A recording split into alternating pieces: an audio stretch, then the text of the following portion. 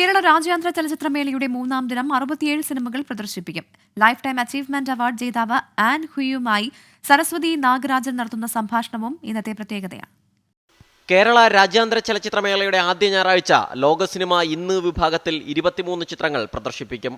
അന്താരാഷ്ട്ര മത്സര വിഭാഗത്തിൽ 5 ചിത്രങ്ങളുടെ പ്രദർശനമുണ്ടാവും. ഇന്ത്യൻ സിനിമ ഇന്ന് വിഭാഗത്തിൽ 4-ഉം ഫെസ്റ്റിവൽ ഫേവറേറ്റ്സ് വിഭാഗത്തിൽ 5 ചിത്രങ്ങളുണ്ടാവും. മലയാള സിനിമ ഇന്ന് വിഭാഗത്തിൽ 5 സിനിമകൾ പ്രദർശിപ്പിക്കും. ലൈഫ് ടൈം അച്ചീവ്മെന്റ് വിഭാഗത്തിലും ലാറ്റിൻ അമേരിക്കൻ വിഭാഗത്തിലും ഓരോ ചിത്രങ്ങൾ പ്രേക്ഷകർക്ക് മുന്നിലെത്തും.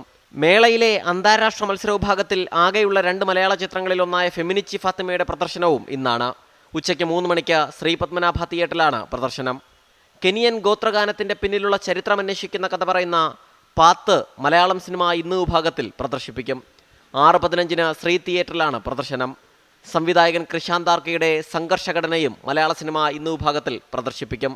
വൈകുന്നേരം 6 മണിക്ക് അജന്ത തിയേറ്ററിലാണ് പ്രദർശനം. ലൈഫ് ടൈം അച്ചീവ്മെന്റ് അവാർഡ് ജേതാവായ ആൻ ഹുയുമായി സരസ്വതി നാഗരാജൻ നടത്തുന്ന സംഭാഷണമാണ് ഇന്നത്തെ മറ്റൊരു പ്രത്യേകത. ഉച്ചയ്ക്ക് 2:30 നിള തിയേറ്ററിലാണ് പരിപാടി. 24 തിരുവനന്തപുരം.